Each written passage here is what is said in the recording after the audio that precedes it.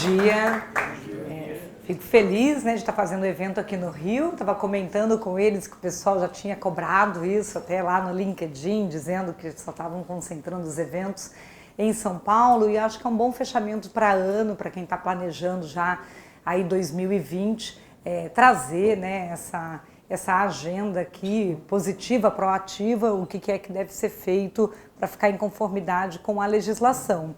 Independente, né, da gente estar tendo que se atualizar no Brasil sobre proteção de dados pessoais, quem trabalha na área de segurança de informação sabe que é muito bom poder agora ter uma legislação cobrando esse tipo de iniciativa pelo compliance, porque às vezes se não vira lei, né, nós não temos orçamento para ter que fazer algo que sabemos que é uma melhor prática necessária para a proteção de patrimônio das empresas, né? Então, qual que é a minha ideia aqui? Logicamente, depois vamos ter a apresentação da Varones, né? O Jones vai ter esse momento com vocês, eu mostrar um pouco do que a gente tem realizado, o que o escritório tem trabalhado. A gente vai compartilhar depois esse material para passar para os participantes, a gente poder apoiar nessa parceria aqui com eles. Nós temos tentado ajudar as empresas a identificar, sim, o mínimo necessário. Sendo uma lei nova, ela está sujeita a mudança, ela está sujeita a um período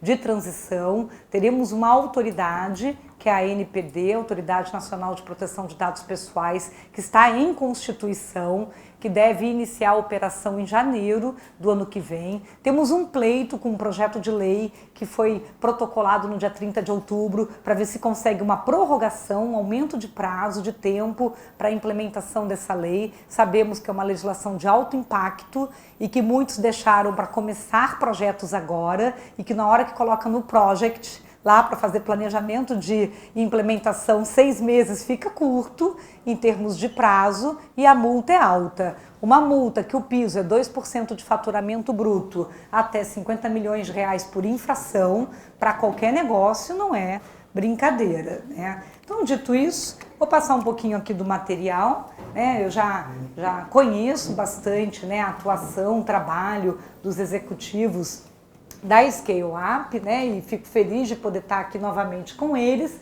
atualizando o número de obras. De 18 já são 25 livros publicados. Eu tenho 2 filhos, né, o caçula de 12 anos, que é o Rafael, a Gabriela, que já tem 20, que é a mais velha. Acho que o microfone está indo e voltando, gente, depois tem que ver se é a pilha, mas vamos indo. Mas eu costumo dizer para o meu marido que eu sou melhor produtora de livros do que de filhos, né? Com toda certeza ganhei nessa parte, né? Fico feliz aqui no Rio de Janeiro de ter a chance da minha mãe estar aqui na palestra hoje, né? A Jane Peck, afinal de contas, né? Nós não somos robôs, né? Temos uma família aí, zelar pela família, e muita coisa de checklist de segurança aprendi com ela, né? Que nós viemos de uma casa, de uma escola da aviação, e a aviação é uma área muito preocupada com segurança. Apesar de um dos cases de maior aplicação de multa relacionado à lei europeia, que é a GDPR desse ano de 2019, foi com a British Airways, né? Vou mostrar para vocês que é o case de vazamento de dados pessoais dos clientes, dos passageiros da British Airways, que gerou uma aplicação de multa que deu em libras 180 milhões de libras, mais ou menos 230 milhões de dólares, o que para uma companhia aérea é muito dinheiro, né? Então, assim, eu estive recentemente em Brasília para receber a 5ª medalha militar, que é essa daqui, a Ordem do Mérito do Ministério Militar. São já mais de 15 anos de trabalho com cibersegurança e defesa cibernética nessa área. E estando lá, né, nós conversando sobre isso, há uma preocupação muito grande desse perímetro digital. Voltei dos Estados Unidos em setembro, eu estava lá por 3 semanas num convite do Departamento de Estado norte-americano para representar o Brasil com 28 países, e fomos conversar em Washington numa agenda positiva sobre como conseguir alcançar uma economia digital confiável e segura, né? How develop a digital economy reliable and secure. E aí a questão lá, a discussão era falar de cloud, de nuvem segura, era falar de 5G, do 5G, o que vai acontecer com o nível do 5G e falar já de inteligência artificial e a utilização maciça aí das bases de dados e como que fica a possível discussão de uma diretiva em cima de inteligência artificial, que já é talvez a próxima que vai sair na União Europeia e que vai afetar o mundo todo num efeito dominó. Mas estando nessas agendas e em Brasília com os militares, está nesse momento no Ministério da Defesa, né, a nossa política nacional de cibersegurança, né, que deve sair no ano que vem.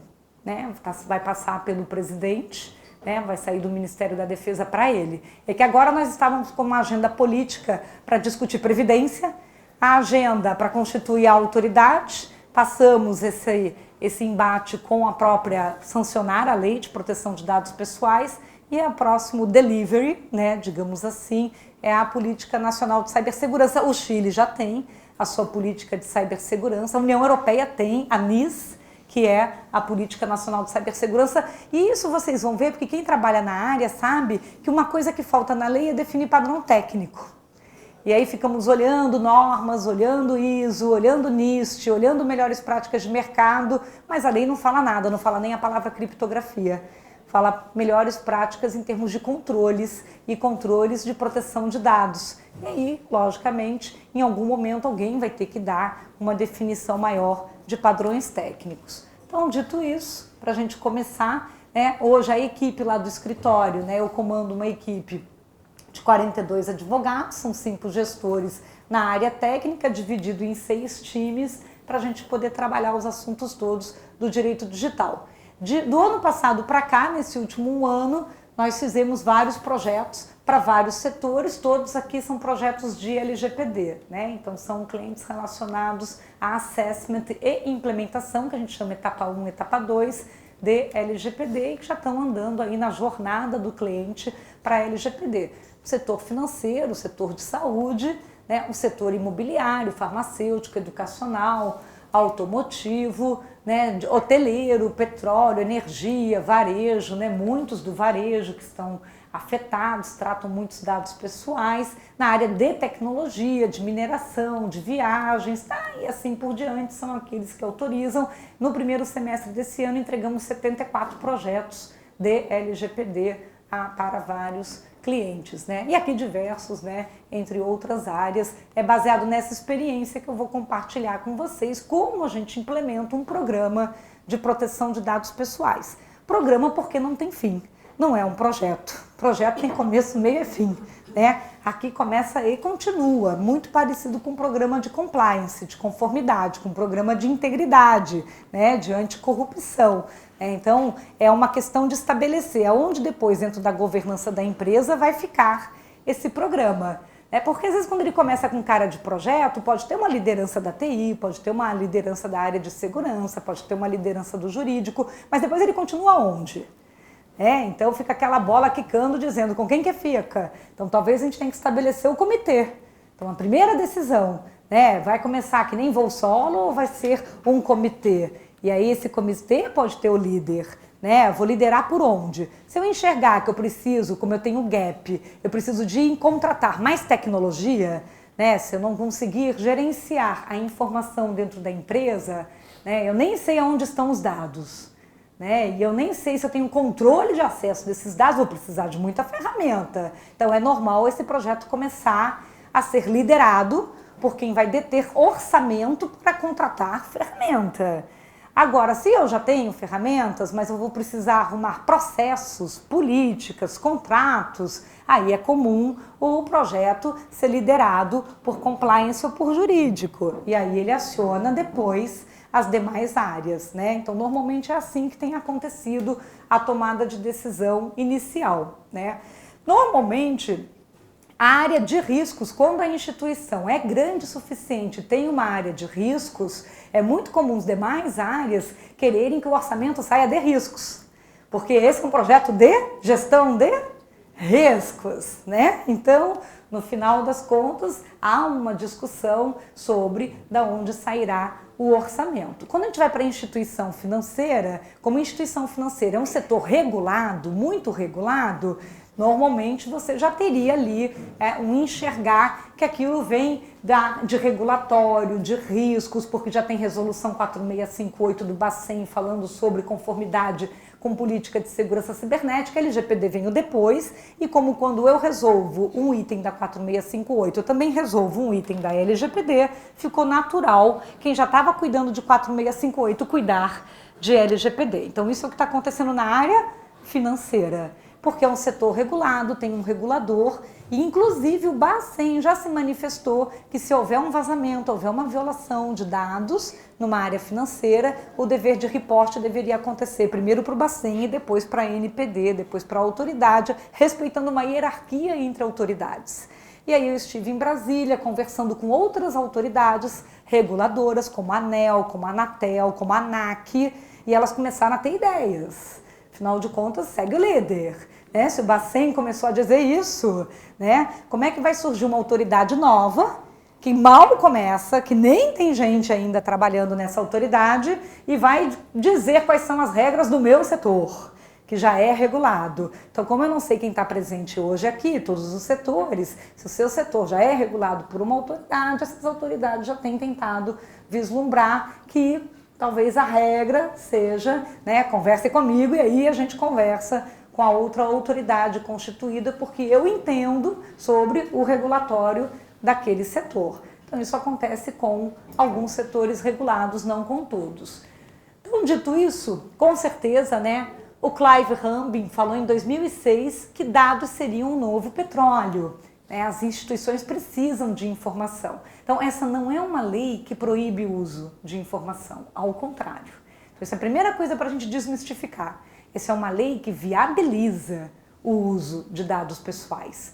Essa é uma legislação que diz que se eu seguir essa cartilha, se eu conseguir cumprir com esses itens de conformidade, os negócios podem usar os dados pessoais. Então traz que tem que usar com transparência, tem que ter itens de controle, tem que garantir a proteção e precisa exercer os novos direitos dos titulares, permitir que esse titular saiba que dados que a empresa tem sobre ele, permitir que esse titular peça revogação de consentimento, apagamento da base, e eu trato dados com mais de 12 hipóteses de exceção de consentimento. Então, ótimo, agora a gente tem uma legislação que endossa, que permite aquilo que as empresas já faziam e diminui um pouco o risco relacionado ao uso da informação. Mas é uma legislação que acaba também apontando que algumas das práticas de mercado, né, viraram o quê? Puxadinho. Então, se eu tenho um puxadinho que não está seguindo o que a legislação exige, aí eu posso ter a possibilidade de ser denunciado ou de ser fiscalizado e pagar aí uma multa. Tirando um pouco a inocência, nós estamos numa nova administração e essa lei segue uma regra europeia, criada para arrecadar. Então é uma legislação arrecadatória.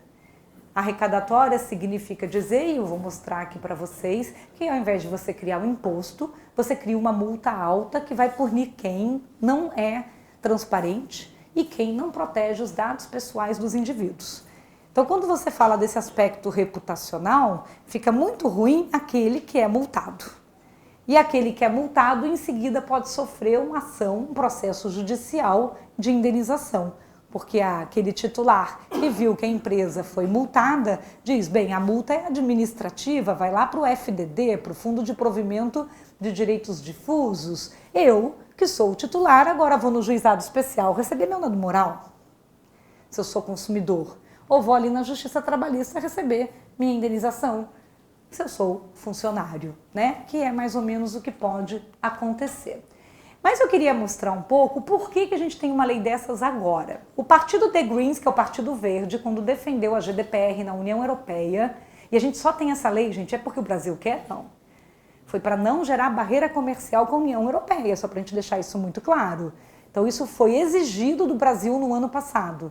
Nós éramos, na América Latina, um dos 4 últimos países que não tinham lei específica de proteção de dados pessoais. Estávamos na mesma lista, junto com o Haiti, né, praticamente Cuba e Venezuela. E o Brasil. Então, pelo porte, pela questão econômica, nós sabemos hoje a importância de negócios com China, Estados Unidos e União Europeia e não poder sofrer barreira comercial. A União Europeia disse, a partir do momento que entrar em vigor a GDPR, que entrou em vigor em maio de 2018, só faremos negócios com países que tiverem leis de mesmo nível e adequação. Então saiu correndo todo mundo. Hoje tem mais de 101 países com legislação semelhante com a da União Europeia e outros que estão atualizando a sua legislação. Esse é o motivo da gente ter criado uma lei nova e que tem que ter uma autoridade nova. É tudo para gerar uma conformidade com a União Europeia. E eles fizeram isso por quê? Porque disseram que nós tínhamos que respeitar direitos humanos. Ou seja, o Partido The Greens, que é o Partido Verde na União Europeia, levantou uma bandeira de que nós tínhamos que resgatar a Declaração Universal dos Direitos Humanos de 1948 e com o avanço todo da tecnologia, as pessoas tinham que saber o que as empresas estavam fazendo com os seus dados. Não é que não podiam usar os dados, mas o que está fazendo com a sua informação e ser capazes de poder ter direito de escolha, né, de usar ou não o dado. E aí quando você olha essa frase do Albert Schweitzer, o exemplo não é a melhor forma de educar, é a única, essa é uma legislação que no final tem 3 pilares. Eu tenho que implementar a ferramenta, que são tecnologias de proteção de dados pessoais, eu preciso arrumar documentos, atualizar políticas e contratos, mas eu preciso fazer campanha educativa. E aí não adianta, né? Eu costumo dizer, eu falei lá no escritório, eu voltei dos Estados Unidos, eu trouxe isso daqui. Isso daqui é um pendrive com senha, né?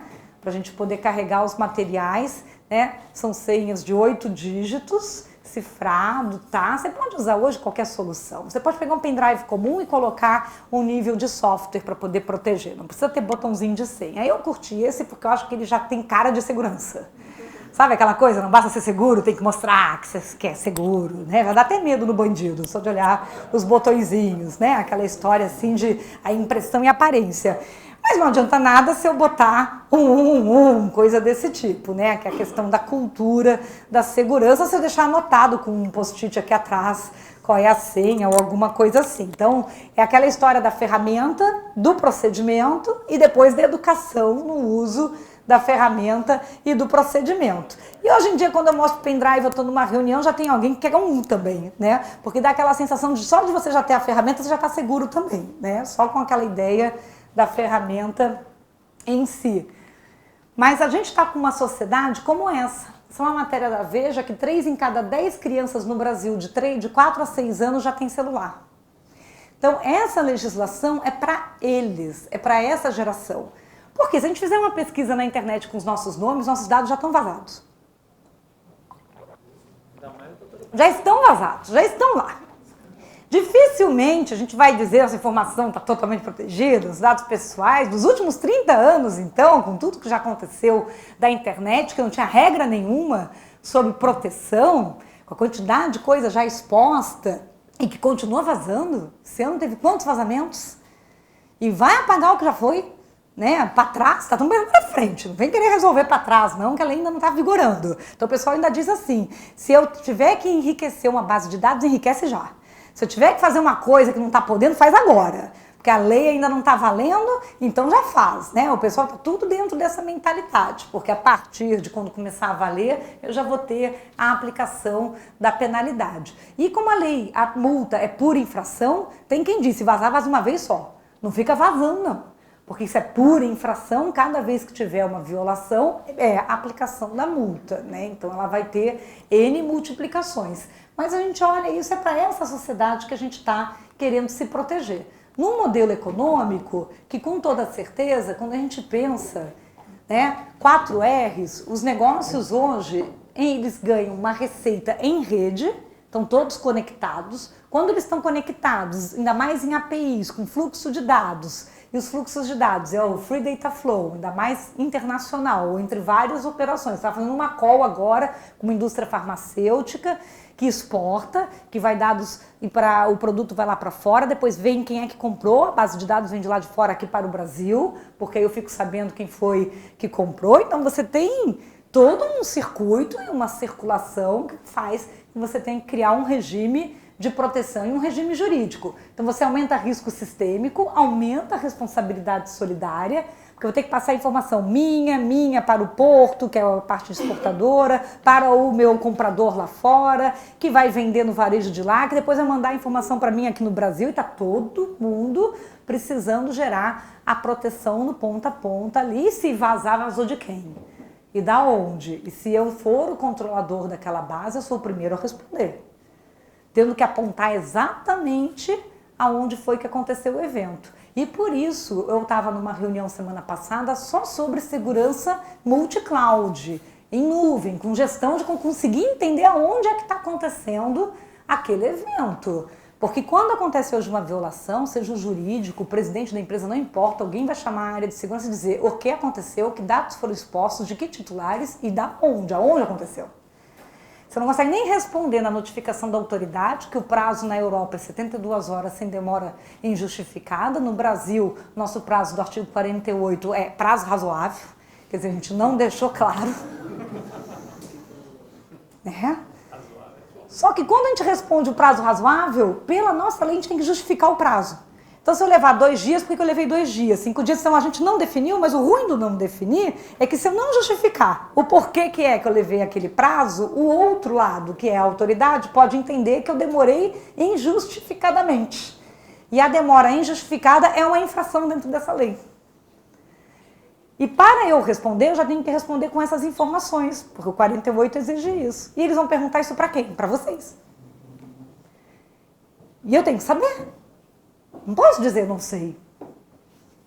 Né? Então, hoje quando a gente faz análise, faz sala de crise, e se eu não souber apontar de quem é a responsabilidade, ela é minha. É tão simples quanto isso. Né? E aí a regulamentação traz essas questões. Vamos mostrar um pouquinho mais. Isso aqui é uma análise de modelos de negócios hoje, né? Em que eles constroem o que a gente chama de data lake. Então, por exemplo, você tem hoje uma indústria automobilística que faz o carro, a financeira que vai financiar o carro, a seguradora que vai segurar o carro, o varejo que é a concessionária que vai vender o carro. Às vezes você ainda tem um correspondente e o cliente vai comprar o carro. E está todo mundo precisando da informação. Aí você faz uma ficha cadastral daquela pessoa que é o comprador, o carro sai já com uma black box do veículo, com uma certa automação industrial para capturar informações da pessoa que está dirigindo, a seguradora vai receber essas informações para poder aumentar ou diminuir o preço daquela apólice, dependendo da capacidade já de nível de inteligência e de passagem de informações. Na hora que eu vou fazer cobranças relacionadas ao financiamento, eu tenho que manter os dados atualizados, porque se a pessoa muda de celular, de endereço, de e-mail, eu posso acabar sem querer fazendo cobrança para a pessoa errada. Se eu cobrar para a pessoa errada nessa lei, cobrança errada com qualidade ruim de dados também aplica multa. Então eu tenho que ter base qualitativa de informação. Muitas vezes eu vou pegar dados até da mídia social para manter atualizado. Se a pessoa não pagar e eu for buscar o carro de volta, às vezes eu olho até na mídia social para ver onde é que está a informação daquela pessoa também. Quer dizer, tudo isso monta o data lake. E ele tem que ter origem legítima da base e o destino com finalidade informada. Então é essa gestão que essa legislação exige. E como é que estamos hoje no Brasil? Bem organizados? O que vocês acham? Quando a gente começa o projeto para fazer o assessment do inventário, a gente diz o seguinte: preciso do organograma da empresa, vamos pegar as principais áreas críticas que se envolvem no fluxo de dados pessoais. Quais são os dados pessoais, por onde que eles entram, onde que eles ficam, em que sistemas ficam registrados, é analógico, é digital, ciclo de vida, descarte seguro. Aí você pensa, dado pessoal é nome e CPF. Não, placa de carro é dado pessoal também. Número de matrícula é dado pessoal, IP é dado pessoal, a imagem da pessoa aqui, o roxinho é dado pessoal. Tudo isso é dado pessoal. Então já complicou. Por quê? Porque a gente categoriza nas empresas hoje proteção de informações numa política de segurança com uma norma de classificação de informação que a gente acostuma classificar 4S. Quais são os 4S? O primeiro S, sigilo bancário. Tudo que envolvia dados bancários a gente já estava acostumado a armazenar de alguma forma com algum controle dentro da instituição, numa base classificada. O segundo S, normalmente, sigilo de saúde. Tudo que envolvia alguma informação de saúde, uma parte médica, a gente classificava, rotulava, confidencial ou de algum modo restrita, interna, e ficava guardada com controle de acesso. Terceiro S, segredo de negócio. Então, minha tabela de preço, minha lista de fornecedor, de insumo, um código-fonte de software, alguma coisa de segredo de negócio, tá rotulado. E aí era guardado, registrado também com uma proteção. E o último S, segredo de justiça. Quando um juiz me manda, eu seguro e protejo. Não estava nesses 4 S, não estou nem sabendo que existe. Nem tem proteção. Nem alcança a solução de proteção. Porque solução tem que chegar até onde está o dado. Nem sei onde está esse dado, porque esse dado nem estava classificado, nem estava inventariando ele, porque ele não estava dentro dos 4 S. Então, são coisas simples hoje que você começa dando 2 passos para trás, só tendo que iniciar o que a gente chama de data mapping, que é esse inventário, tendo que colocar isso dentro de um controle, né? Aí você vai para uma solução e aí por isso vocês vão ver depois, né, com o que vai ser apresentado, que a ferramenta começa já catalogando isso, olhando isso e dizendo, vou ter que chegar com a proteção até onde está essa informação. Primeiro princípio, as pessoas tinham que ir até os dados, não os dados até as pessoas. Você fica mandando dado para todo mundo, vai o quê? Milagre da reprodução dos dados. Aí é dado reproduzindo para todos os lados, eu perco o quê? Controle. E os dados começaram a acontecer o quê? Ainda mais com dados pessoais. Pega a listinha de presença aí das pessoas, manda uma foto por WhatsApp. O WhatsApp tem 30 pessoas, já virou 30 vezes a multiplicação daquela base, que ainda vai para um backup daquele WhatsApp, que vai para um repositório digital gratuito que não está criptografado. Tem nível de controle para essa legislação? Nenhum. Já estou com uma violação? Já estou. Porque é dado pessoal num ambiente de repositório digital sem controle. Então são coisas muito corriqueiras. Não é que assim, que era o dado bancário do número do cartão de crédito. Não é isso. Então, é uma legislação que dá trabalho. Ela dá trabalho. É trabalhosa, né? Literalmente. Então, os dados são riqueza, a gente tem o dado que tem valor. Mas tem muitos dados que nem têm valor. A gente está vivendo overdose de dados. Então, tem um momento na decisão do projeto que você diz assim, eu nem quero esse dado. Se livra dele. Se não faz sentido eu estar com essa informação, porque não tem exigência de lei, e eu não tenho ganho no negócio por ter que ter essa informação, por que a gente fica guardando esse negócio aqui? Vira risco, né? Vira risco. Então, você começa a ter decisões até de eliminação de informações. Então, é uma legislação que exige mais transparência e ela traz itens de controle. E talvez não a ponta, né, quando a gente pensa que a gente tem que ir até a ponta, quem é a nossa linha de frente? Né? A linha de frente é quem está fazendo inovação, né? É o pessoal do comercial, o pessoal do marketing. Talvez esse diálogo, num grupo seleto que já pensa segurança, faz todo sentido. Agora pensa repetir esse discurso, de repente, com quem está fazendo o processo de seleção, que todo dia recebe currículo. E o que faz com aqueles currículos? Vai saber, né? E ainda imprime, ainda joga no lixo normal. Não posso jogar currículo no lixo normal, eu tenho que fazer descarte seguro de dado pessoal. Então você começa a ver assim, gente, qual é a chance de eu receber uma multa? Toda. É só mirar.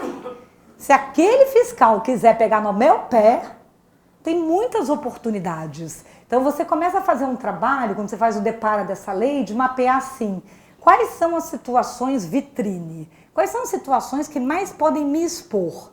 Né? Que são fáceis de dizer que eu estou fora da lei. Né? Porque eu estou na conformidade ou eu estou fora da conformidade. Porque tem legislações que você sabe que você nunca vai ficar 100% conforme. Mas você tem que ter alguns itens que aquele ali eu não posso abrir mão, não. Aquele ali é realmente muito crítico. É muito fácil de identificar que seria desleixo, seria uma negligência gerencial eu não cumprir com aquele item. É que nem você tem um estabelecimento maravilhoso, que nem a Fogo de Chão que a gente está aqui, e não tem extintor de incêndio. Então o fiscal vem visitar esse espaço lindo, maravilhoso. Você acha que ele vai se importar, que é tudo bonito? Ele vai dizer assim, cadê o extintor de incêndio? Aí ele vai chegar até o extintor de incêndio e vai olhar se está na validade. Então você pode ter 25 itens de controle, mas tem 2 que é praga. Aí se não tiver o extintor ou não tiver na validade, alguém vai dizer, como? que a gente não botou o raio do extintor de incêndio na validade. Ou seja, você pode ter feito todo o resto da pintura, do tudo que você quiser, arrumou o piso, não importa. Então, esse tipo de legislação é a mesma coisa. Então, você tem que fazer um projeto com priorização e priorizar com itens que você categoriza, risco alto, risco médio, risco baixo. E tem coisa que vai ter que ficar conforme até dia 15 de agosto de 2020, que no dia 16 já pode multar. Foi a mesma coisa que aconteceu na União Europeia, que teve que ficar conforme até dia 24 de maio de 2018, que no dia 25 de maio de 2018 já podia multar. Então, o que o fiscal faz? Dentro da sala, ele já acessa site da internet, remota. Você vai fazer visita presencial de cara? Não. É o faro. Então, a primeira desgraça que você tem de linha mais externa sua é aplicativo, é site. Quais são suas portas, né, mais externas? O que é? E fora isso, tem empresas que têm fiscal como freguês.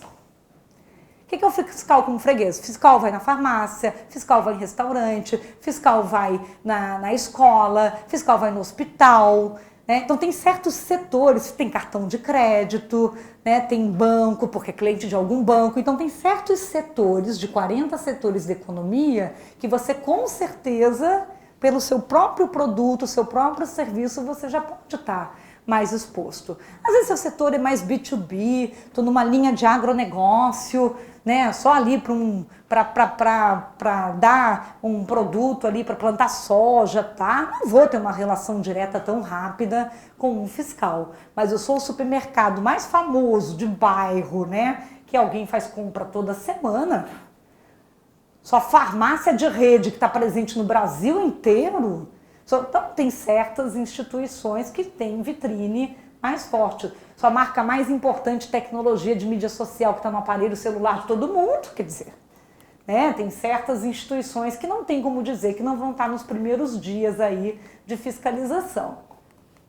Então, o que aconteceu com a União Europeia? A gente tem que olhar o que aconteceu lá, porque é o efeito tsunami que chega aqui, né? Depois do primeiro ano que está em vigor, foram 206.326 casos que chegaram para as autoridades. As primeiras denúncias, que são mais latentes, que são fáceis de serem identificadas, acabaram envolvendo telemarketing, e-mail marketing, behavior marketing, uso de videovigilância e de reconhecimento facial. Por quê? Porque é fácil para um cidadão comum dizer: por que ligou na minha casa? Da onde que tem meu contato? Aí entra lá no site da autoridade e faz a denúncia. Então, esse tipo de relação é fácil de ser denunciada por qualquer tipo de cidadão. Ele ainda não está entendendo muito bem o que é a própria lei. Nós não estamos fazendo campanha educativa sobre essa legislação. Se ele se incomoda com aquele tipo de abordagem, ele diz, porque ouviu falar nos grupos de WhatsApp que agora tem uma autoridade que você faz denúncia se alguém ficar te ligando e você não deu a informação para aquela pessoa, e aí pronto, começa o canal denúncia, como tem o Reclame Aqui, tem a NPD, né? Vai ser mais ou menos isso que começa. Então, as primeiras instituições mais sujeitas ao risco de exposição da fiscalização inicial é que tem relação com o consumidor final. Isso é um fato. Segundo caso é a instituição que sofreu um vazamento. Porque se sofreu um vazamento, como é que a autoridade não vai fazer nada? O vazamento vai aparecer, né? Então, existe uma situação de relações de consumo, porque elas são mais sensíveis, e ano que vem, 2020, nós fazemos 30 anos do Código de Defesa do Consumidor.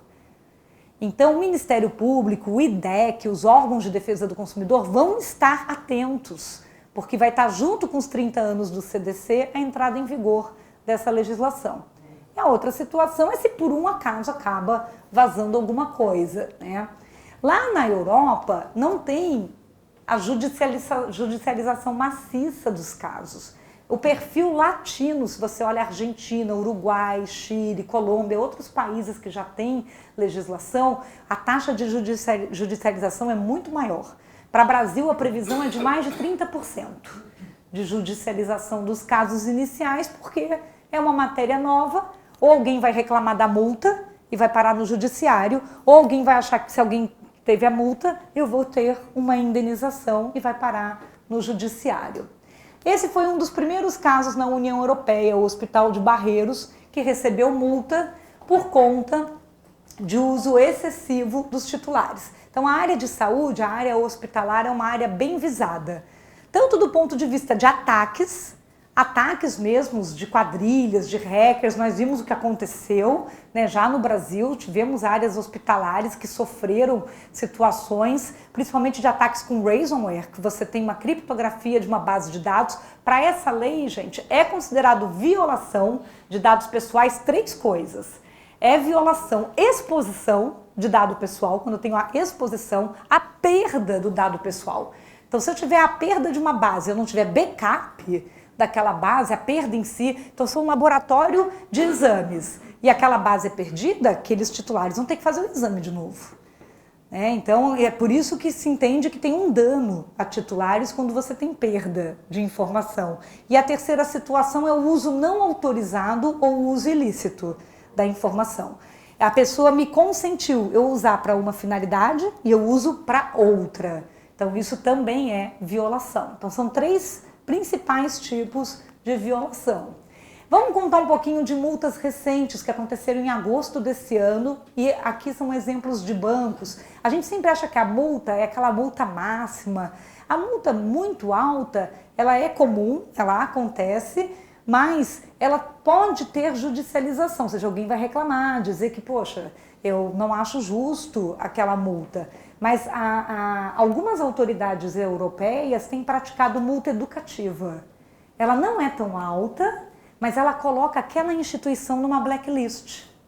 Então, às vezes, quando você vai fazer negócios com aquela instituição, hoje já tem questionários de due diligence, de compliance, que pergunta: a sua instituição já recebeu algum tipo de penalidade ou multa relacionada à proteção de dados pessoais?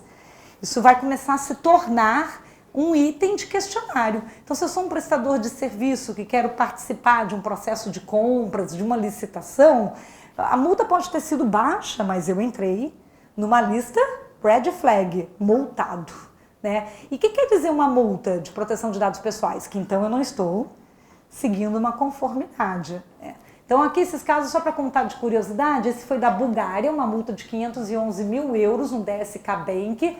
E ali o artigo 32 da GDPR que diz: insuficiência técnica da organização para proteção das bases de dados.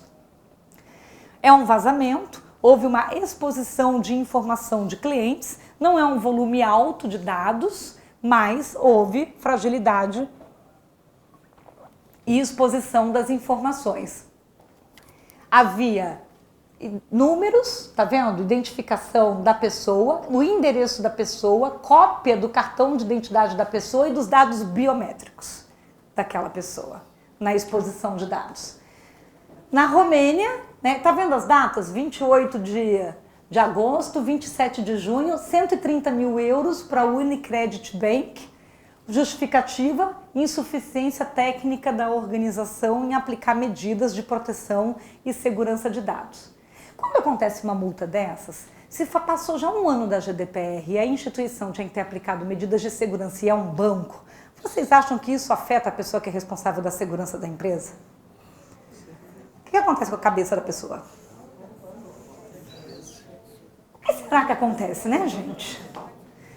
Vamos analisar. Quais são os efeitos colaterais de eu receber uma multa que fica pública? Isso aqui é colocado no site da autoridade. Que efeito será que acontece, ainda mais se eu sou uma instituição, que eu tenho que transmitir segurança? Porque não é só pagar a multa, concordam? A multa, esse dinheirinho é troco. Isso é dinheiro de troco. Mas o efeito todo de levar essa multa, um ano depois que a legislação já está em vigor, isso aqui já é feito cascata para dentro, Na Hungria, essa é uma multa interessante. A multa é baixa, ela é 1.560 euros, mas ela é 1.560 euros por causa de um torpedo, um SMS. Ou SMS caro, Porque ainda botou na blacklist, Você parar numa blacklist por causa de um torpedo. Por que houve isso? Porque o banco mandou, por erro, mistakenly, o torpedo para um titular de crédito, cobrando a ele uma fatura errada. Cobrança errada nessa legislação dá multa e entra na blacklist. Estamos perdidos. Porque é a qualidade de dados, eu não posso errar essas coisas. Então voltamos para aquela história de integrar a base de dados, a pessoa alterou aqui, tem que alterar lá. Eu estava outro dia com um CIO, ele falou, ai, eu já nem tenho mais cabelo, né, para cair cabelo, para ficar com cabelo branco, com alguma coisa assim, porque são coisas que são projetos que a gente já devia estar conseguindo atingir no nosso roadmap, né? Aí ele falou assim, agora esse roadmap virou 6 meses? Lá, né? Lá. Aí na Bulgária, 500 euros de multa. O que foi a multa? Uma mala direta desse banco para um estudante. O estudante questionou, por que esse banco tem os meus dados? Eu sou estudante e pior, esse estudante era menor de idade, menor de 13 anos. A lei exige, nossa lei exige, menor de 13 anos eu tenho que ter o consentimento expresso do responsável legal para tratar dados pessoais daquele menor de idade. Então, de novo, voltamos para a qualidade das bases de dados, do inventário, do segregar. E de repente a gente tem até os dados aqui dos dependentes dos funcionários, aí fica tudo no nosso CRM lá, tudo misturadinho. Quando a gente manda comunicação até de marketing dos parceiros, vai para todo mundo, até para os filhos. Não pode. A gente, quando integra as bases de dados, integra tudo. Não sabe nem de onde que vem aquela informação. Que aí é a integração às avessas. E aí, quem comprou outras bases de dados, porque acabou adquirindo empresas, fez M&A nos últimos anos, aí começa a olhar esse negócio e fala, porque também trabalhar essa lei com a informação daqui para frente, maravilha. Agora, o legado, e a lei afeta o passado, ela afeta o legado. E aí, esse é outro caso da Bulgária, 500 euros também, e também relacionado a uma insuficiência no processamento da base de dados, também houve uma cobrança errada do BGN, que cobrou, né, o vizinho, né, ou seja, mandou a cobrança da pessoa para o vizinho. Então, o vizinho ficou sabendo que o outro vizinho estava devendo. Isso gera exposição da pessoa, das suas liberdades individuais, né, tipo, o vizinho fica sabendo que você é devedor. Falando assim de notícias recentes, né? Há um questionamento hoje, os Estados Unidos com seus 50 estados, o tema privacidade lá e proteção de dados pessoais é em nível estadual, não é federal, e 42 estados dos 50 estados americanos têm legislação.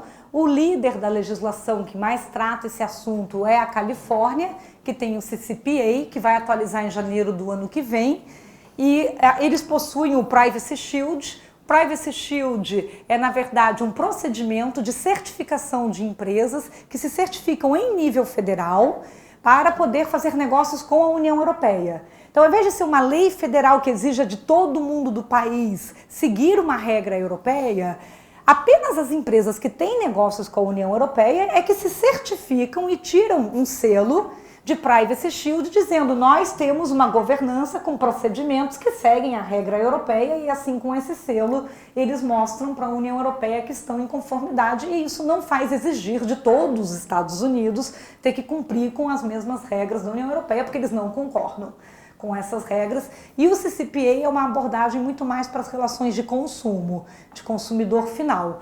Então a gente vai ver que lá hoje tem discussões muito grandes sobre transparência.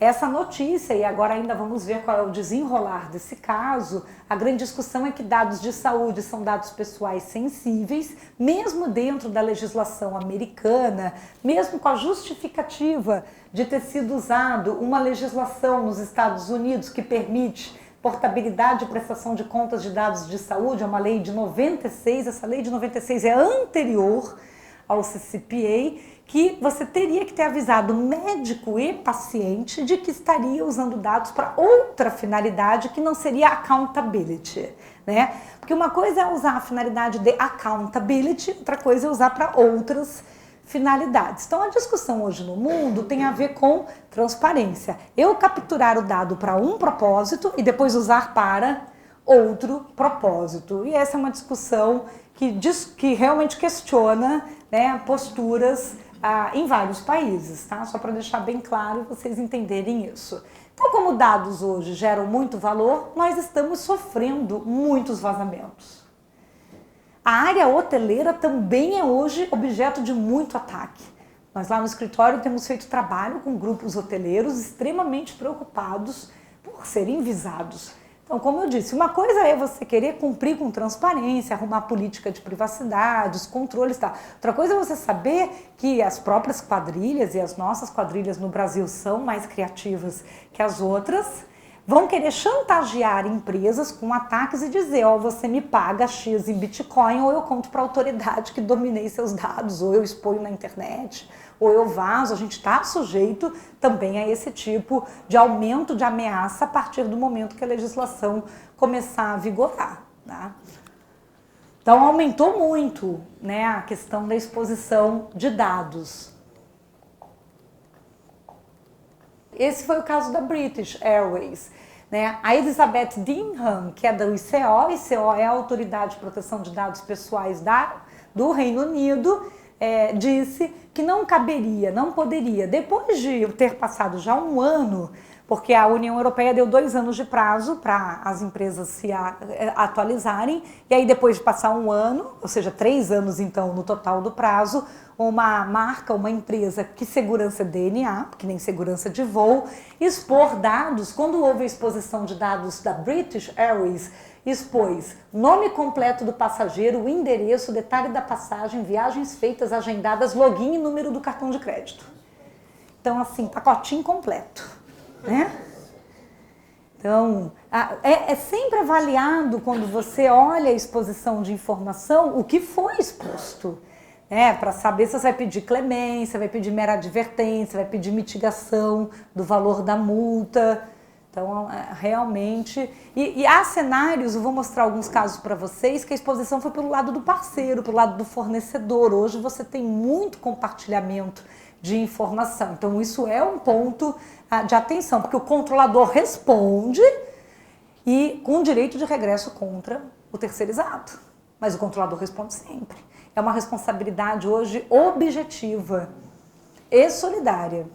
Aí você pode poder botar por contrato, depois inclusive a cobrança disso do seu parceiro fornecedor, mas dependendo às vezes do tamanho da multa, aquele parceiro, aquele fornecedor não tem nem lastro para pagar alguma coisa. E a exposição reputacional, que é a marca que sai no jornal, né, que aparece, é normalmente a marca do controlador, né, da empresa principal que trata dados pessoais. Existe uma hipótese de exceção de responsabilidade que está no artigo 43 da lei brasileira, que se você puder provar a culpa exclusiva do terceiro, você consegue afastar a responsabilidade do controlador. Então isso é uma questão de prova, de evidência. Aí voltamos de novo para a nossa capacidade de ter ferramentas que geram a evidência de que aconteceu totalmente no ambiente do terceiro. Aí aqui no Brasil, recentemente, acontece esse vazamento, né, no ambiente do Detran, do Rio Grande do Norte, que expôs dados de 70 milhões de brasileiros. Então, assim, a gente está chegando perto da entrada em vigor da lei só vendo que estamos num cenário de um desafio muito grande da camada que é o capítulo 7 da lei, que é a camada de segurança de informação. Estamos nem falando da lei inteira. A lei tem 65 artigos, o capítulo 7 são só 5 artigos, só de proteção, de segurança, mas dá para ver que nós não viemos já fazendo um dever de casa de aumentar controles de segurança nas empresas, e temos agora uma lei que exige um nível já de governança, que a gente já devia estar há pelo menos uns 10 anos melhor na frente para alcançar isso daí, né?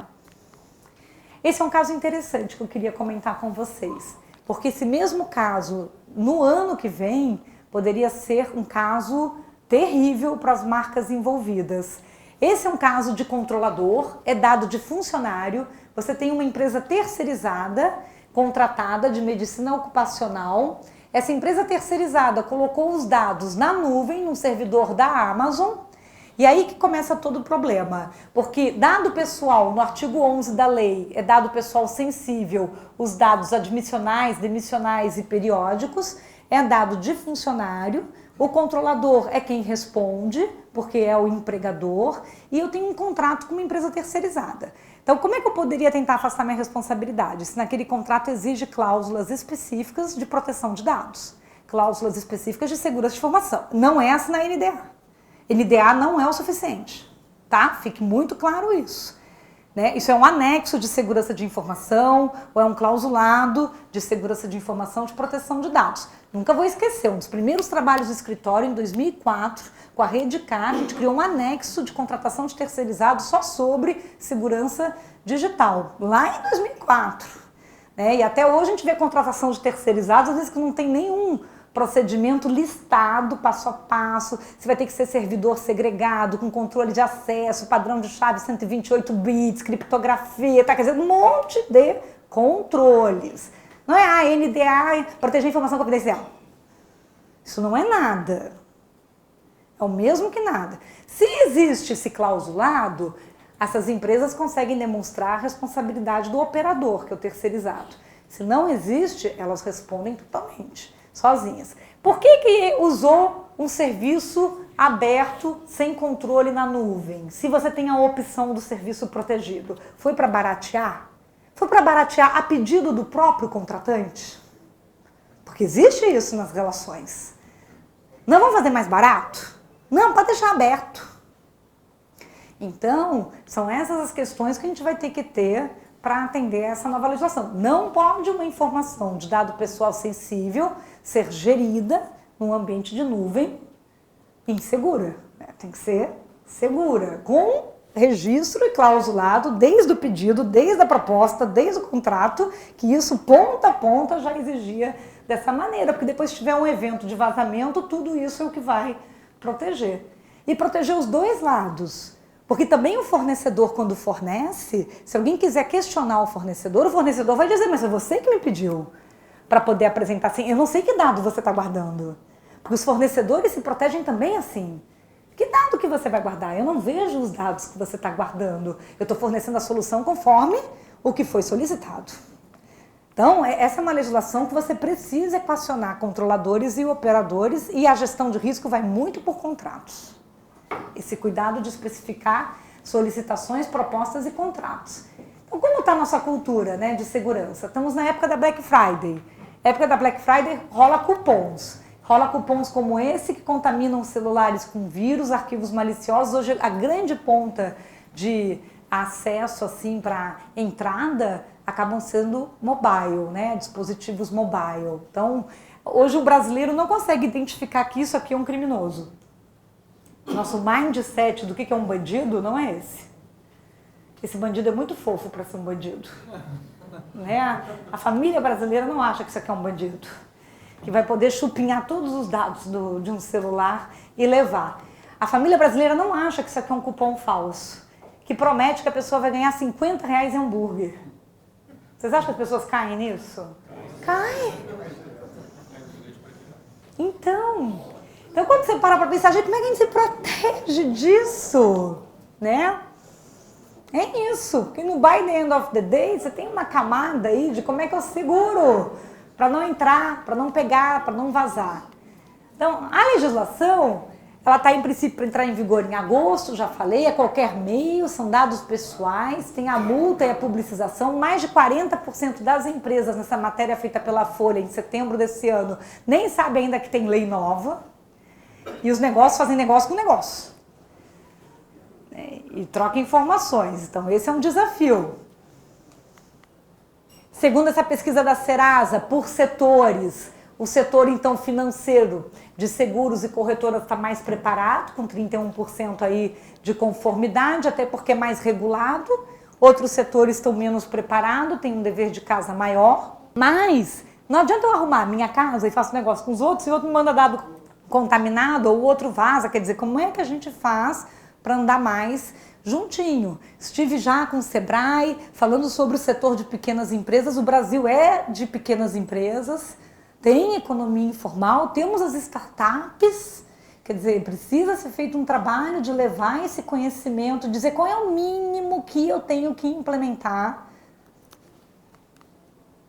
E esse é um framework legal. A gente começou a falar sobre privacidade no Brasil e proteção da forma como a lei trata lá na Constituição de 88, trouxemos para o Código de Defesa do Consumidor nos anos 90, trouxemos o Decreto do Comércio Eletrônico aqui em 2013, o Marco Civil da Internet em 2014 e agora a Lei de Proteção de Dados Pessoais em 2018, trouxemos a Lei do Cadastro Positivo em 2019 e vai entrar em vigor a legislação toda em 2020. Então, ao olhar de um juiz, de um Ministério Público, de uma autoridade, vai dizer, nossa, mas estamos aí numa evolução dos últimos 30 anos, 31 anos e assim por diante, né?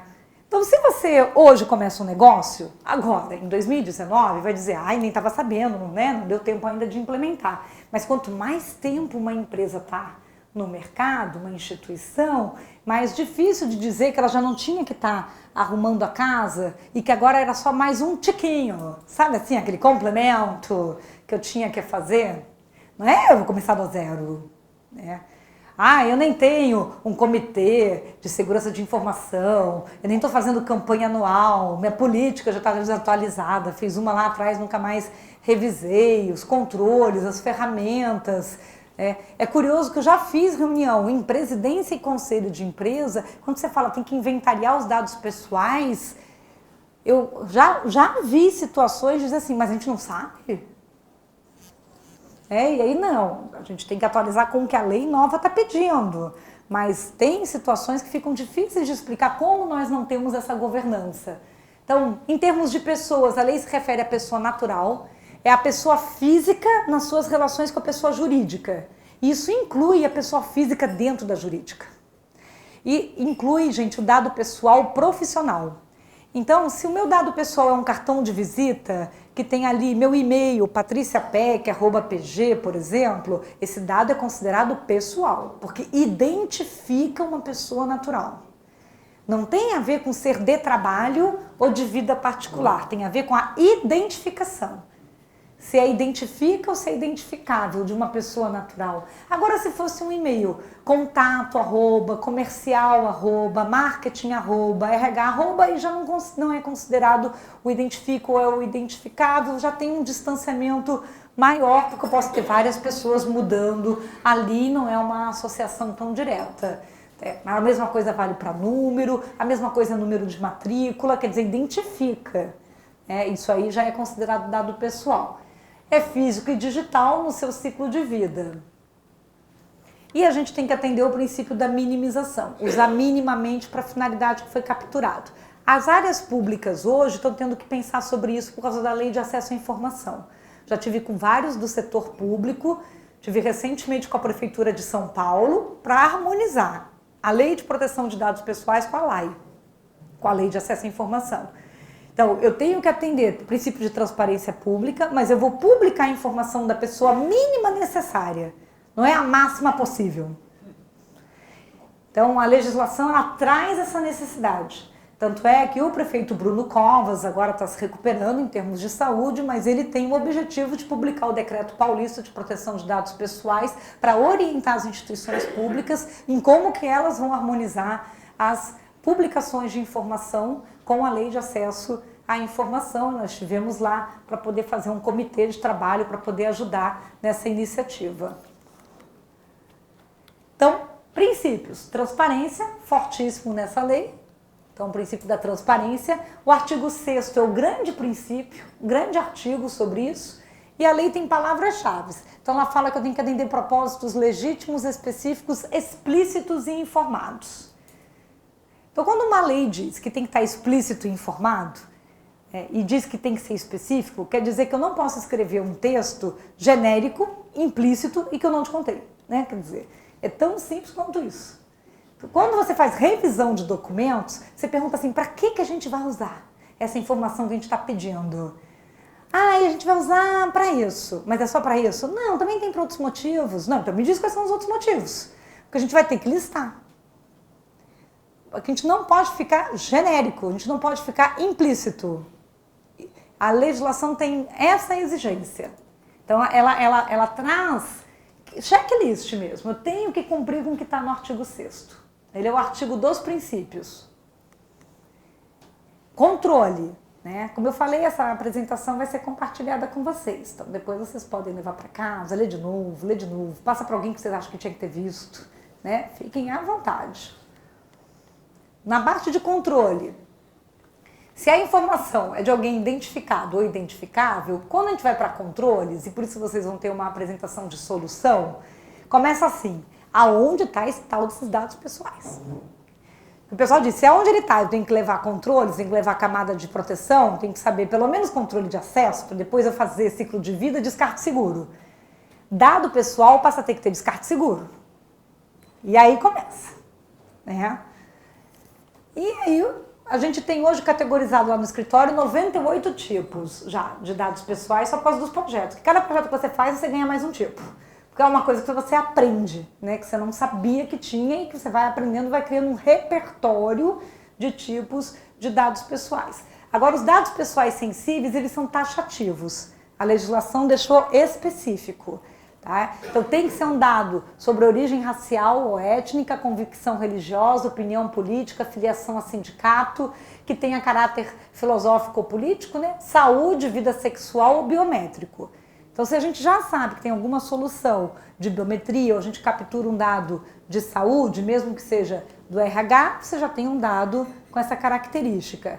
Tem gente que faz seleção de cota especial, mesmo que para funcionário, para um preenchimento, ou numa área educacional, cota especial para aluno, para alguma coisa assim, você já sabe que tem uma característica. Mantenedora religiosa, às vezes pergunta o hospital, às vezes pergunta a religião. Então você também já tem ali, só que o hospital também já tem dado de saúde, então tudo aquilo já faz a base de dados ficar sensível. E aí você tem o controlador, o operador e o encarregado. O controlador vai determinar sempre com autonomia o destino do uso dos dados pessoais. O operador para essa lei, ele serve como um terceirizado, ou seja, na verdade ele vai agir sempre em ordem e comando do controlador. É comum, gente, nos projetos a gente identificar concorrência de controladores.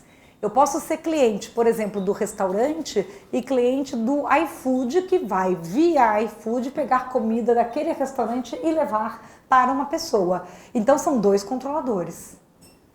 Só para a gente identificar quando. Agora, se eu de repente vou até um hospital e o hospital diz, quer que leve o exame para sua casa, e ele tem um terceirizado que é um motoboy que vai entregar na casa da pessoa, aquele motoboy é só um operador.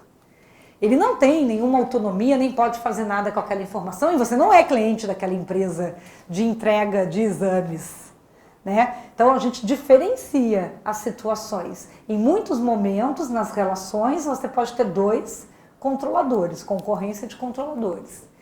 E aí são vários tipos de titulares. O acionista é um titular, um candidato à vaga de emprego é titular, cliente PJ que tem dados de PF, ou seja, ele diz lá naquela PJ, a Patrícia, que é advogada, tá, essa descrição em contrato, é a informação, colaborador, um consumidor, aí dois tipos de menores de idade, o de 13 a 18 já tem autonomia na lei, o menor de 13 tem que ter o consentimento expresso do responsável legal, aquela PJ que é um prestador de serviço que informa quem vai ser a pessoa que vai executar o serviço, quer dizer, se você faz até um preenchimento de ficha, que faz allocation, né, aloca a pessoa em TI, é muito comum esse tipo de coisa, e o visitante, o mero visitante.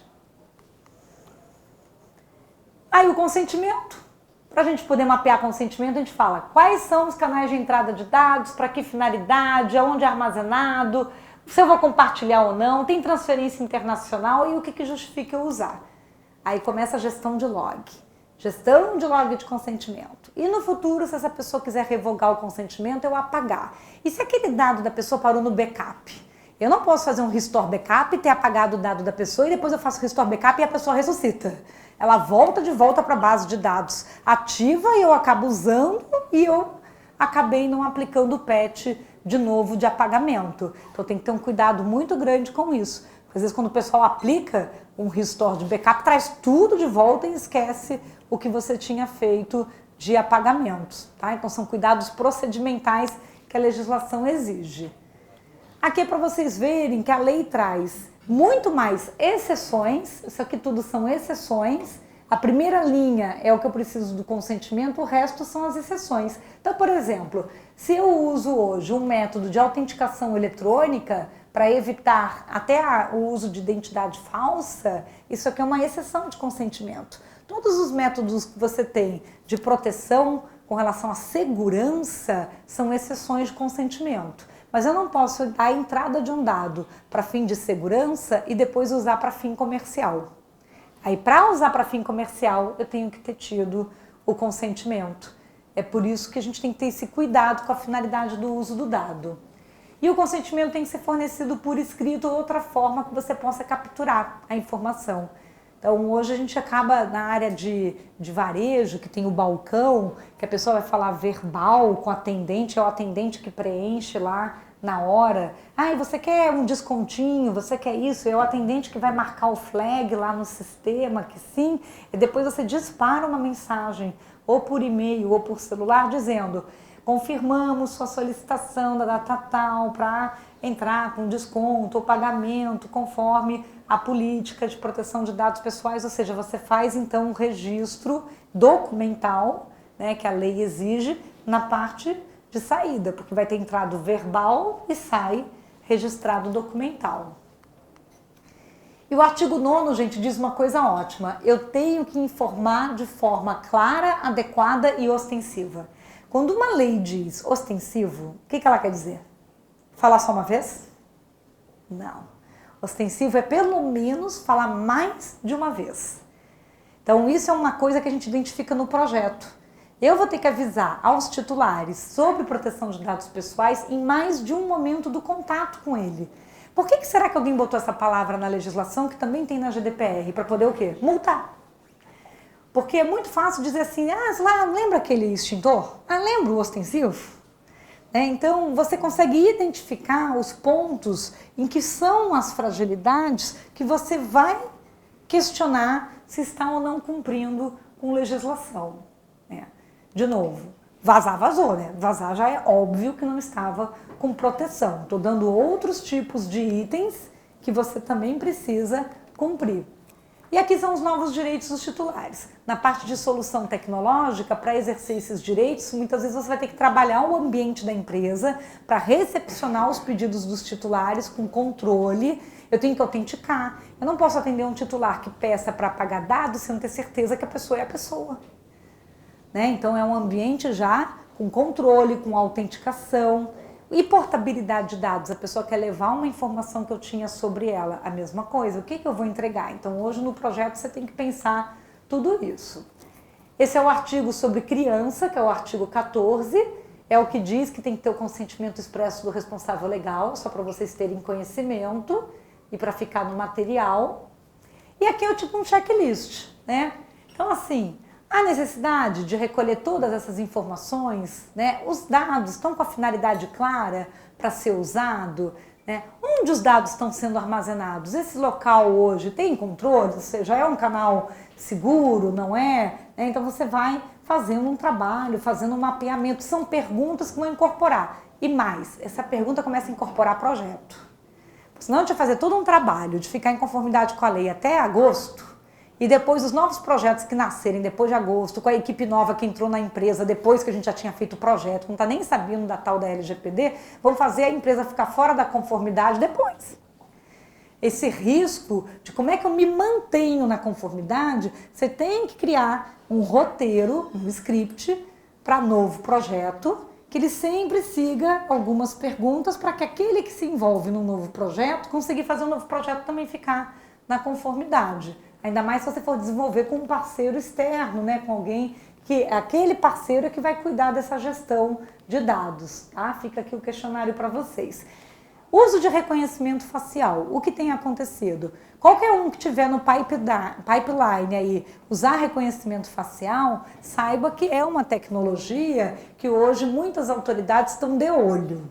De olho para saber se quem está usando já está cumprindo com os deveres de aviso relacionados à proteção de dados pessoais. Então, usado para fim de segurança puro, autoridade pública usando para fim de segurança, não tem questionamento porque a lei dá exceção de segurança. Mas quando outras instituições começam a usar a reconhecimento facial e fica duvidoso, ou seja, não fica claro se a informação capturada vai ser usada para outras finalidades que não são só de segurança, o IDEC notificou para questionar se estava sendo coletado consentimento. O consentimento por causa do quê? Das outras finalidades. Porque para fim de segurança é uma exceção, não preciso do consentimento, tá? Então, assim, é um tipo de tecnologia que depende do how to do, ou seja, do como que eu uso, e ela traz esse chamariz hoje de projeto, que dependendo você pode ter aí um bater na porta da fiscalização. Dado anonimizado não é dado pessoal. Então, o que fez crescer essa legislação? Oferta de solução de anonimização. Então, tem instituições hoje, que nem empresas de pesquisa, entre outras, que têm utilizado já de ferramentas de anonimização para poder ofertar mais uso de informações, garantindo que aquilo que eu estou oferecendo na base está anonimizado, ou seja, está sem privacy risk, então você poderia utilizar. Então, dado anonimizado é excetuado pelo artigo 12.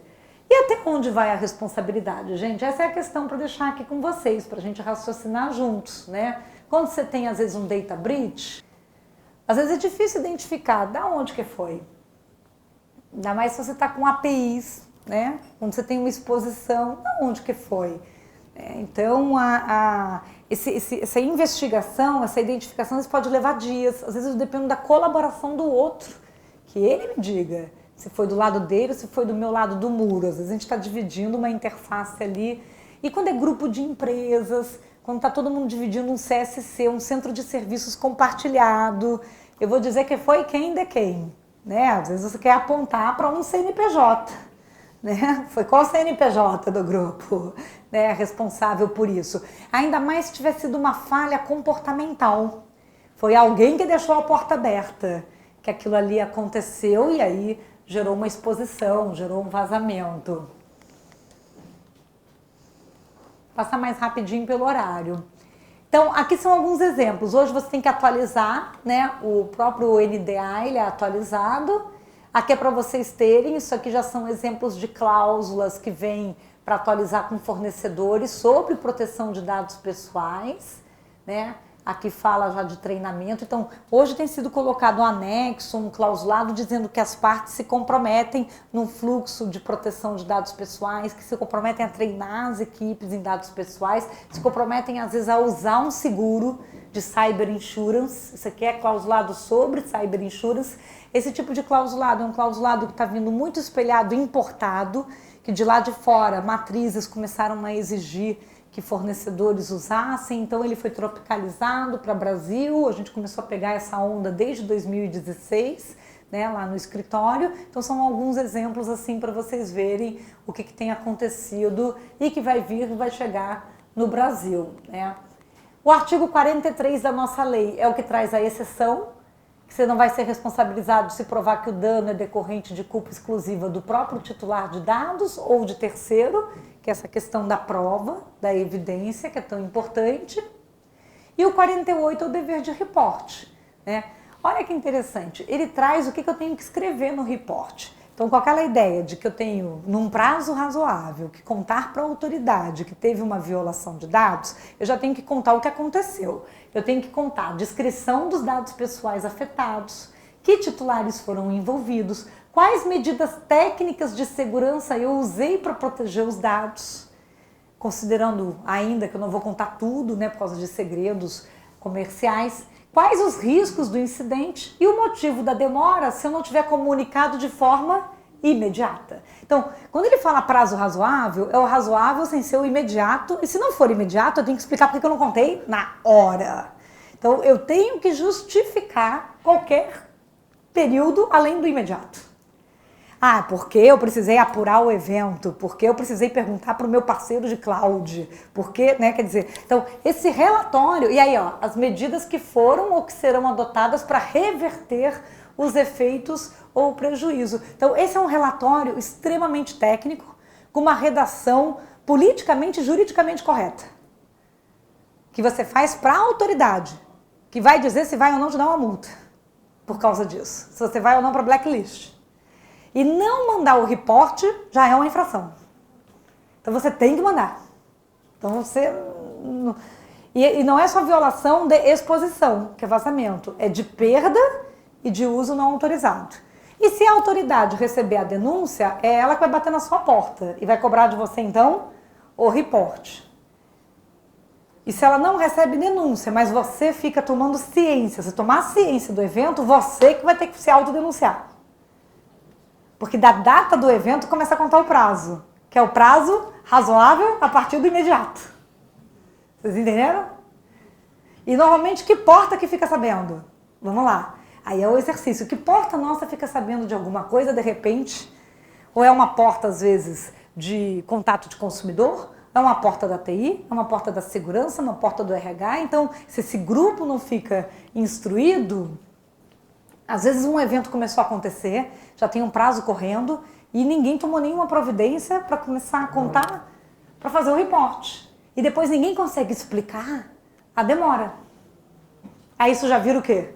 Uma infração. Se eu tiver mais de uma infração, eu vou multiplicando a multa. Porque a multa é 2% do faturamento bruto até 50 milhões de reais por infração. Então tem que ter muito cuidado com contabilização de infrações. E com essa cadeia de comando, eu que trabalho com a área militar também, organizar a cadeia de comando. Qual que é o nosso fluxo de resposta a incidente já relacionado à LGPD? Quem é que conta para quem é que lidera? Porque fica assim, um que puxa pro outro, que puxa pro outro, que quem é que... Ah, eu achei que era você que ia. E todo mundo acha que é o outro que vai, cachorro que tem 2 donos, morre de fome. Então essa é uma legislação que agora, por exemplo, já tem projeto que todo mundo fica achando que é o outro que vai liderar o projeto. Então, às vezes a primeira grande organização desse projeto já é aí. A gente lá no escritório, a gente trabalha tendo um PMO, né, justamente para tocar a gestão de projeto e tá. Por que essa lei trouxe o encarregado, trouxe o DPO? Por uma finalidade, né, de que o DPO teria que ser alguém que vai tratar desse assunto dentro da empresa. Então aí a primeira discussão é quem é o DPO? E vão olhar para vocês e dizer, se você for da área de segurança, você que vai ter que ser o DPO. Aí tem DPO que diz, não, a função do DPO é muito mais do que da área de segurança. Aí já começa assim, né? Já começa todo mundo dizer quem é que vai ser o DPO. Na área pública, então, que eu estou trabalhando muito com a área pública, não pode ter sobreposição de função. E como o DPO tem 3 funções diferentes, já começou a dizer que, então, numa área pública, precisa de 3 pessoas para ser um DPO. Porque você não pode ter sobreposição de função. Então, o DPO é um comitê. E aí, no comitê, tem o líder do comitê. Então, o líder do comitê que pode mudar de cargo, você pode mudar de líder com mandato de 1 ano, mandato de 2 anos, não importa. Então, esse mandato do DPO, mas você tem que ter um comitê, porque eu não posso ter sobreposição de função. Então, a área pública resolve de um jeito diferente. E aí, gente, como é que a gente chora? Como é que a gente chora? A gente chora aqui. Porque o artigo 52 é o artigo da dosimetria. Dosimetria é o pedido de clemência. Dá para dizer que não vai acontecer nenhuma coisa com esse período dos... A ANPD vai ser formada por 5 diretores indicados pelo presidente. E 5 diretores têm um mandato de 4 anos. Nesses 4 anos, precisa mostrar um serviço. Não vai receber orçamento... Já foi dito que é sem aumento de despesas, né? Se receber um tiquinho. Então, como é que faz para ter dinheiro numa autoridade nova que começou a ter que fiscalizar? A multa, né? Com a arrecadação, não tem o que fazer. Então, a meta é multa, não tem outra discussão, né? E aí, você então olha isso aqui e diz assim, como é que eu me livro dessa história? Então, eu vou ter que poder discutir sobre a gravidade, a boa-fé, vantagem ou não, reincidência ou não. Só que tá vendo ali, ó, condição econômica do infrator. Quem tem mais dinheirinho paga mais, lógico. Então, quem for com menos a bonância, né, talvez consiga uma multa menor. Grau de dano, cooperação. Agora, demonstrar medidas e procedimentos para mitigar, mas demonstrar boa prática de governança e aplicação rápida de medidas corretivas ajuda a diminuir as multas. Por isso que muitas empresas estão fazendo esse trabalho todo do assessment, com plano de ação, implementação, para poder demonstrar a aplicação das medidas de boas práticas, da implementação de governança, ter aquele registro, né, de fotografia e tudo, para não dizer, eu não fiz nada, olha aqui tudo que eu tive que fazer por causa desse negócio, dessa lei nova, né? Meio que querendo descontar o dinheiro que gastou para implementar, depois o dinheiro que vai ter da multa, né? Dizer, olha, eu tive que gastar isso aqui tudo, pelo menos abate. Pelo menos abate no investimento com relação ao negócio que você me cobrar aí, porque é um jeito da gente ter, digamos, uma política pública de implementação, já que não tem a linha BNDES LGPD, né? Que seria uma boa ideia de fazer essa linha, né?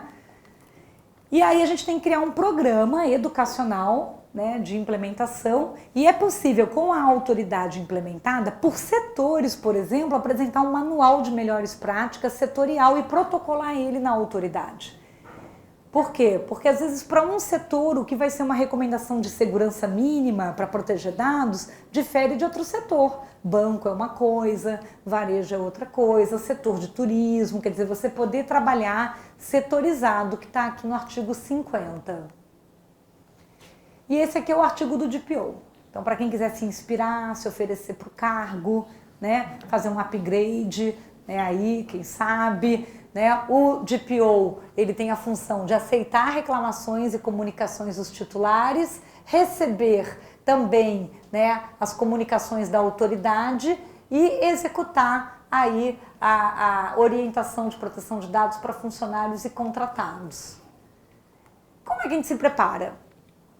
Tem que olhar a lei, né, aquela familiarização com o teor da lei. A gente tem feito workshop nas empresas com os executivos para poder colocar todo mundo na mesma página, pelo menos 2 horas com os gestores, para eles entenderem em cada área crítica onde é que pega a legislação, porque depois você vai ter que ter uma gestão sobre isso, por mais que depois o comitê cuide de atualizar a empresa na legislação, os gestores todos precisam saber o que é a nova lei. Se você não faz uma agenda e bota todo mundo para aprender um tiquinho da lei, sabe que não é mandar ler que vai funcionar para esse tipo de nível hierárquico. Arruma contrato e política, procedimentos, investe-se em ferramentas. Aqui a ordem de fatores independe. Nós temos clientes que começaram por tecnologia, depois fizeram governança e documentos, depois educacional. Tem quem está andando paralelo com as 3 agendas, tem quem está começando pelo educacional. Então, isso independe. E aí, para quem vai cotar, para quem vai orçar, normalmente a precificação dos projetos, ela varia conforme tamanho, né? Quantos CNPJs a empresa tem, o tamanho do organograma, quantidade de entrevistas, localidade, se a empresa faz negócios em outros países, que você tem que ficar comparando as legislações, GDPR com LGPD, com leis da América Latina, que já tem da Argentina, do Uruguai, de alguma outra para fazer o menor denominador comum dessas leis, né? E principais sistemas utilizados, ainda mais se você for fazer algum tipo de levantamento de data discovery, né? Às vezes, se vocês já fazem esse tipo de trabalho, né, a área de segurança já contrata, já faz teste de vulnerabilidade, já tem toda uma gestão de segurança, já tem meio caminho andado. Mas muitos dos clientes, você vai começar o projeto, você não tem uma cultura bem desenvolvida já de levantamentos e mapeamentos de sistemas e assim por diante. E hoje tem muito shadow IT. Né? Então você começa a fazer as entrevistas com os executivos e começa a enxergar que tem dado pessoal em ambientes, em sistemas, que ninguém nem sabia que estava usando aquilo ali. Então aí já começa tanto ter que proteger o dado pessoal, como ter que resolver ou solucionar aonde está esse dado pessoal. Vamos ou homologar aquilo ali para tornar oficial o oficioso, ou ter que decidir que vamos proibir, tirar aquilo ali, que aquilo ali vai ser um problema com essa lei vigorando, não pode mais fazer uso desse jeitinho, que estava fazendo jeitinho ali, não pode mais ter esse negócio não, né? Estava com um cliente de varejo, e aí fazendo uma reunião com eles, e aí a gente conversando, ele falou assim, mas aonde é que na nossa loja alguém pode capturar dado de cliente sem ser ali na hora que o gerente, que o vendedor bota no sistema lá do frente de loja? Imagina!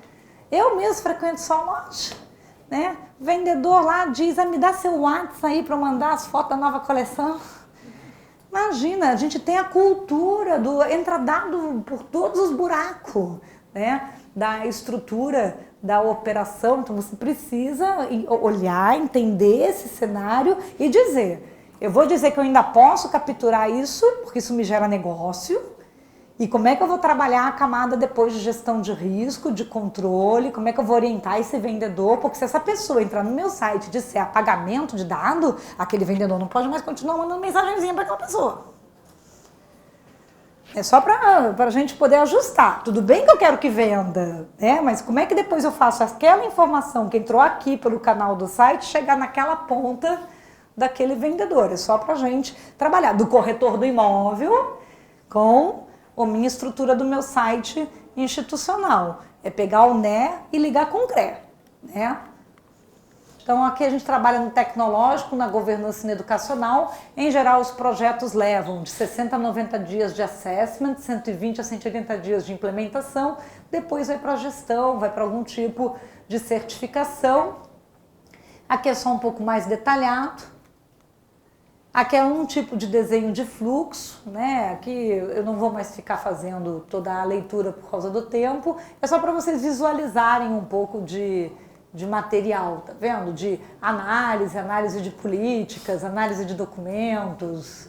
E já existe hoje, né, um DPO robô, um DPO bot, para ajudar nesse tipo de fluxo, né? Da pessoa querer saber informação da lei ou solicitar alguma coisa, só para vocês terem ali no material, porque sabemos que não vai dar para tirar dúvida de todo mundo só como ser humano. Então já inventou, né?